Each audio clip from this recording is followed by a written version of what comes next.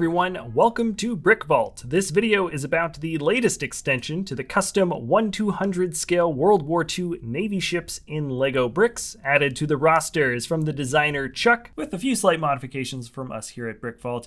This is the USS Atlanta-class light cruiser. If you think you'd like to tackle this model for yourself, the building instructions for this can be found at our web store, www.brickvault.toys. Included with each purchase are the PDF step-by-step building instructions, an easy order parts list for acquiring the pieces online, and a small graphic for printing some identification numbers as stickers for the hull if you wanted. Each of our models have been built and tested physically, instructions and parts lists curated, and if you ever wanted to challenge yourself by building expert level creations with some next level details, buying instructions is a great way to help support the channel and the designers we work with like Chuck. Right off the bat, you can see how much larger this Atlanta-class light cruiser is compared to the Fletcher-class destroyer. Both being built to 1/200 scale, they are accurate to each other in their relative sizes. But specifically, this light cruiser model here is 33.5 inches long, 85 centimeters, just 3.5 inches wide, or 9 centimeters roughly, and 11 inches high, 28 centimeters. The height of this model also does change a bit when you take off the bottom, but we'll get to that later. Now, what that all means logistically is that this model takes up a hardy footprint, but has some versatility in terms of display due to its narrow body. I'll spend more time getting into the physicality of this model a little later though. So getting into the armaments of this light cruiser, the ship here has 16 of the 5-inch guns. The configuration consists of 3 super firing forward mounts, 3 of the same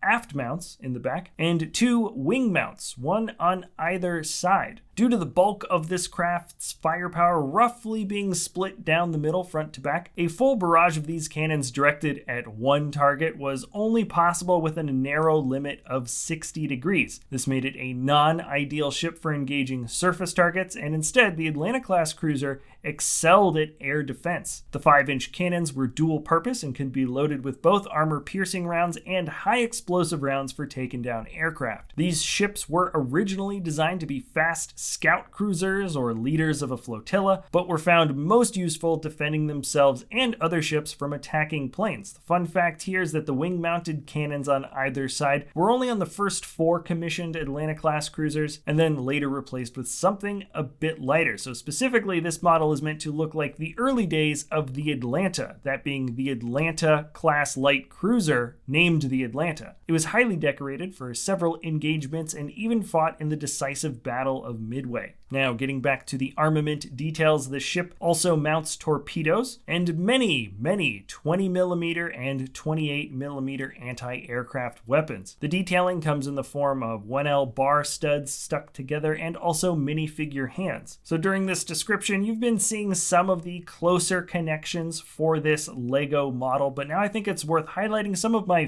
personal favorite building details, starting from back to front. The depth charges still look good with neck brackets and pinholes right there in the very back. The intentional use of understuds for the 2x2s is a very clever way to build a barrier at this size. Various details are outlined on the superstructure compartments with ingots for doors and jumpers for portholes, and I like the smoke splitting around the stars and bars. The rounded 1x2 plates with the open studs, now that I think about it, help keep the smoky look texturally consistent at this small size. In the middle, the white is used to highlight the covering of the life rafts, and the ends of the dinghies come to a really clean point here. Also, the arm to move them is built using the thinner Technic lift arms that always, in my mind's eye, translates well to a truss beam. And the last thing I'm going to point out here, even though there's a ton of stuff, is that the rounded window piece here used is just excellent. There really are a ton of clever connections on this model, all meant to illustrate accurate details, but I simply don't have time to talk about all of them. It's a pretty big ship. I think this version of the light cruiser housing over 600 personnel. Now, Lego model to Lego model, the Atlanta-class light cruiser employs some of the same techniques as the Lego Fletcher built from before, namely the gradual bending of the deck upwards towards the front. This is achieved both through some natural flexibility found in the plates, and then as the angle needs to increase increase towards the end. The sharp, normal plates that have right angles are intermixed with a couple of those rounded 1x2 plates, which makes the bending here much more fluid and relieves any of the harsh strain that the bricks might have had. It's an effective technique that keeps the more important angles of the model looking really smooth at this smaller size. Different from the Clutcher though is the guard railing technique. Instead of flexi tubes clipped in, now instead a series of trans-clear plates supports grill pieces that line the edge of the ship. With this technique, there is some natural flexibility used for this connection. Now let's move on to the handling of this model. By design, this is a display piece, not meant for playing with. The general rule here is that if something looks small, thin, and delicate, it probably is. And on the other hand, if something is big and solid looking, then it's probably a pretty good place to choose to handle the build from. Even though the superstructure uses a variety of interesting techniques, we lucked out here. There's really no complex breaks from handling the model, and there is posability or articulation with all of the weapons. The turrets turn side to side and up and down, and any of the smaller guns have at least one axis of articulation, some too. But this motion here isn't what I would call a play feature. It's an interactive one, meaning after I move any of these weapons around, I'm often spending a lot of time making sure that each of the cannons is level with each other or their torpedoes aren't out of sync and little things like that. In terms of utility handling, this model is very easy to pick up, little heavy, but extremely strong. And while I've got it up here, the bottom display stands have a Technic axle that helps keep them attached to the ship. So when you're sliding this along a smooth surface and it bumps into something uneven,